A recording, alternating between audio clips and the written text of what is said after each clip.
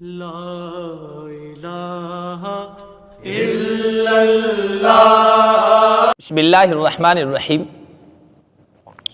انسان کے مزاج میں گناہ اور خطا ڈال دی گئی ہے، اس لیے اللہ کی نافرمانی کا صدور انسان سے ہو سکتا ہے، اور اس کی وضاحت نبی کریم صلی اللہ علیہ وسلم نے بھی فرمائی ہے۔ کل ابن آدم خطاء وخیر الخطائین التوابون المستغفرون۔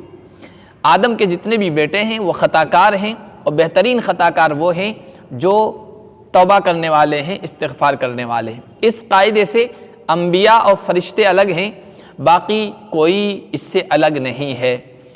اللہ کا خاص فضل و کرم شامل حال نہ ہو تو کسی بھی انسان کا دامن گناہ سے نہیں بچ سکتا ہے۔ صحابہ کرام رضوان اللہ علیہم اجمعین کی وہ عظیم ہستیاں جو اللہ کی نگاہ میں بڑی مقبول اور محبوب تھی، اور شریعت کے سلسلے میں جو بڑے حساس تھے، شریعت کے بڑے پابند تھے، اور جن کی عظمت کی گواہی قرآن و حدیث نے دی ہے، وہ بھی خطاؤں سے مبرہ نہیں تھے، ان سے بھی خطائیں ہو جایا کرتی تھی، لیکن ان کی نیکیوں کے سمندر میں ان کی خطائیں تنکوں کی حیثیت رکھتی تھی۔ خطائیں اور جرم جو ہوتے ہیں وہ مختلف قسم کے ہوتے ہیں، بڑے ہوتے ہیں، چھوٹے ہوتے ہیں، اور جس قسم کی خطا اور جرم ہے اسی اعتبار سے اسلام میں سزا بھی ہے۔ کسی گناہ اور جرم کی سزا اللہ کی بارگاہ میں توبہ کرنا ہے، اظہار ندامت اور شرمساری کرنا ہے، اور آئندہ اس کے قریب نہ جانے کا پختہ ارادہ کرنا ہے۔ کسی جرم کی سزا حد ہے، کسی جرم کی سزا کفارہ ہے، کسی جرم کی سزا تعزیر ہے، یعنی کچھ سزا دے دینا ہے۔ جیسا جرم ویسی سزائیں۔ نبی رحمت صلی اللہ علیہ وسلم کی سیرت کا جب ہم مطالعہ کرتے ہیں تو مجرموں اور خطاکاروں کے سلسلے میں آپ کا رحم و کرم اور شفقت سامنے آتی ہے، گنہگاروں کے سلسلے میں آپ کے رحم، آپ کی شفقت اور آپ کی مہربانیوں کی بے شمار مثالیں ذخیرہ احادیث میں اور سیرت اور تاریخ کی کتابوں میں موجود ہیں۔ جرم کرنے والے دو طرح کے ہیں، ایک مخطی یعنی ایسا خطا کار جو نادانی میں شریعت کا حکم اسے معلوم نہیں ہے اور وہ جرم اور خطا کر جاتا ہے، اور دوسرا وہ ہے جو گنہگار کہلاتا ہے، یعنی جسے پتہ ہے کہ میں جو عمل کر رہا ہوں یہ خلاف شریعت ہے، اس کے باوجود بھی وہ انجام دیتا ہے، وہ کام کر جاتا ہے۔ دونوں کے اعتبار سے ہم واقعات پیش کریں گے۔ خطا کار شریعت کا علم جسے نہیں ہے، مسئلے کا علم نہیں ہے اور وہ خطا کر جائے، اس کے سلسلے میں نبی صلی اللہ علیہ وسلم کا اسوہ اور نمونہ پیش کر رہے ہیں۔ اسلام کی شروعات میں بہت سے مسلمان شریعت کے احکام سے واقف نہیں تھے، اور خاص طور پر دیہات کے لوگ، بادیہ کے لوگ، وہ اللہ کے نبی صلی اللہ علیہ وسلم کی خدمت میں بہت کم آیا کرتے تھے، اور دین سیکھنے کا بہت کم موقع انہیں ملا کرتا تھا۔ ان سے غلطیاں ہو جاتی تھی، خطائیں ہو جاتی تھی۔ اللہ کے نبی صلی اللہ علیہ وسلم وہ خطائیں ملاحظہ فرمایا کرتے تھے، آپ کی نگاہوں کے سامنے آیا کرتی تھی، لیکن آپ نہ کبھی انہیں ڈانٹتے تھے، نہ ان کے ساتھ زجر و توبیخ کا معاملہ کرتے تھے، نہ انہیں برا بلا اور سخت سست کہتے تھے، بلکہ محبت بھرے انداز میں انہیں شریعت کا حکم بتاتے اور پھر اس پر عمل کرنے کی تاکید کرتے۔ حضرت معاویہ بن حکم سلمی ایک صحابی ہیں، کہتے ہیں میں اللہ کے نبی صلی اللہ علیہ وسلم کے ساتھ نماز میں شامل ہوا، ایک آدمی کو چھینک آئی، میں نے نماز ہی میں اس کی چھینک کا جواب یرحمک اللہ کہہ کر دیا۔ صحابہ کرام گھور گھور کر مجھے دیکھنے لگے، میں نے کہا میری ماں مجھے روئی تو مجھے گھور کر کیوں دیکھ رہے ہو؟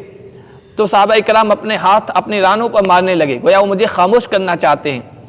میں سمجھ گیا کہ مجھے خاموش کرنا چاہتے تو میں خاموش ہو گیا۔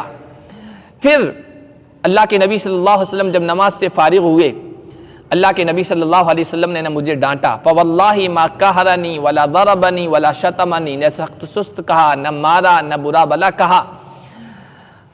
کہتے ہیں کہ فواللہ ما وجدت قبلہ ولا بعدہ احسن تعلیما منہ، اللہ کے نبی سے بڑھ کر معلم اور استاد اور اچھی طرح سے سکھلانے والا نہ میں نے پہلے دیکھا نہ بعد میں دیکھا۔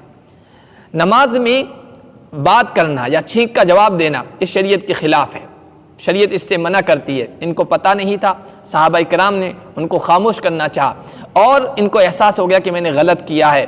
ان کو یہ توقع تھی کہ نبی کریم صلی اللہ علیہ وسلم نماز کے بعد مجھے ڈانٹیں گے، برا بلا کہیں گے کہ نماز میں نے یرحمک اللہ کہہ دیا، لیکن اللہ کے نبی صلی اللہ علیہ وسلم نے ان کے ساتھ بڑا مشفقانہ برتاؤ کیا اور اچھی طرح سے شریعت کا حکم بتایا اور کہا کہ یہ نماز ہے، اس میں تکبیر ہے، تعلیل لا الہ الا اللہ ہے، تسبیح ہے، سبحان اللہ ہے، قرآن کی تلاوت ہے، اس کے علاوہ لوگوں کے کلام میں سے کچھ نہیں بولنا ہے۔ اللہ کے نبی صلی اللہ علیہ وسلم کے اس مشفقانہ برتاؤ سے وہ اتنے خوش ہوئے، فرط مسرت سے کہنے لگے قسم بخدا بأبی ہوا و امی، میرے ماں باپ آپ پر قربان، ما رأیت معلما احسن تعلیما منہ، میں نے آپ سے بڑھ کر اچھا معلم اور استاد نہیں دیکھا۔ حضرت جابر کہتے ہیں اللہ کے نبی صلی اللہ علیہ وسلم مسجد میں تشریف لائے، آپ کے ہاتھ میں کھجور کی ایک ٹہنی تھی، دیکھا کہ قبلے کی سائڈ میں کسی نے ناک کی گندگی ریت ڈال رکھی ہے۔ اللہ کے نبی صلی اللہ علیہ وسلم نے اس چھڑی سے اس کو کھرچا صاف کیا اور پھر ہماری طرف متوجہ ہوئے، کہا کہ تم میں سے کون آدمی چاہتا ہے کہ اللہ اس سے اعراض کرے، منہ پھیر لے؟ ہم ڈر گئے، حضرت جابر کہتے ہیں۔ پھر اللہ کے نبی صلی اللہ علیہ وسلم نے کہا تم میں سے کون آدمی چاہتا ہے کہ اللہ اس سے منہ پھیر لے، اعراض کر لے؟ حضرت جابر کہتے ہیں ہم سہم گئے۔ حضور نے پھر تیسری مرتبہ یہی بات کہی، ہم سب صحابہ نے کہا یا رسول اللہ ہم میں سے کوئی یہ نہیں چاہتا ہے کہ اللہ اس سے منہ پھیر لے۔ پھر اللہ کے نبی صلی اللہ علیہ وسلم نے ہمیں سمجھایا کہ جب تم میں سے کوئی نماز کے لیے کھڑا ہوتا ہے تو اس کے چہرے کی جانب، قبلے کی جانب اللہ ہوتا ہے، لہذا اس طرف نہیں تھوکنا چاہیے، نہ دائیں جانب تھوکنا چاہیے کہ بابرکت حصہ ہے، بائیں جانب پیر کے نیچے تھوک لینا چاہیے، چونکہ فرش پختہ نہیں ہوتے تھے، ریت ہوا کرتی تھی۔ اور اللہ کے نبی نے کہا تھوک نہ رکھے یا ناک کی گندگی نہ رکے تو کپڑے میں کہہ کے یوں مل لینا چاہیے، لیکن مسجد میں سامنے کی جانب گندگی نہیں ڈالنی چاہیے۔ اللہ کے نبی صلی اللہ علیہ وسلم نے پھر کہا کہ کسی کے پاس خوشبو ہے؟ ایک نوجوان کھڑا ہوا، بھاگتا ہوا گھر گیا، خوشبو لے کے آیا، اللہ کے نبی نے اس چھڑی سے وہ خوشبو اس گندگی جگہ لگائی، خوشبودار بنایا۔ مسجد میں گندگی کرنا یہ خلاف شریعت عمل ہے، مسجد کی توقیر، مسجد کا احترام ضروری ہے۔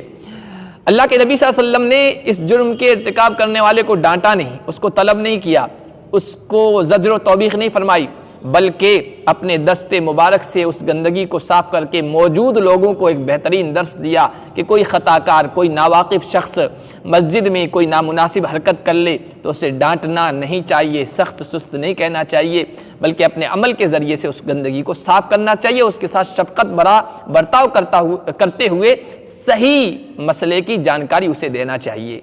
اسی طرح حضرت انس کہتے ہیں کہ ایک دیہاتی آیا، مسجد کے ایک کونے میں پیشاب کرنے بیٹھ گیا، صحابہ اس کو مارنے دوڑے، اللہ کے نبی نے منع کیا، کہا پیشاب کرنے دو۔ جب اس نے پیشاب کر لیا، ایک ڈول منگایا پانی سے بھرا ہوا، اللہ کے نبی نے پیشاب کی جگہ اس ڈول کو بہا دیا۔ ایسے موقع پر متحمل سے متحمل برداشت رکھنے والا انسان بے قابو ہو جاتا ہے، غصے میں برا بھلا کہنے لگ جاتا ہے۔ عام انسانوں کی اخلاق کی ایک حد ہوتی ہے، برداشت کی ایک حد ہوتی ہے، لیکن اللہ کے نبی عام انسانوں جیسے نہیں تھے، انسانوں کے سردار تھے، سید البشر تھے۔ عام انسانوں کی اخلاق کی حد جہاں ختم ہوتی ہے، برداشت کی جہاں حد ختم ہوتی ہے، وہاں اللہ کے نبی صلی اللہ علیہ وسلم کے اخلاق کی جلوہ سامانیاں سامنے آتی ہے۔ آپ صلی اللہ علیہ وسلم نے نہ اس کو ڈانٹا نہ پھٹکارا، بلکہ اپنے عمل سے شفقت بھرا برتاؤ کرنے کا حکم دیا۔ یہ خطا کاروں کے ساتھ آپ صلی اللہ علیہ وسلم کی تعلیم ہے، آپ کا اسوہ اور نمونہ ہے۔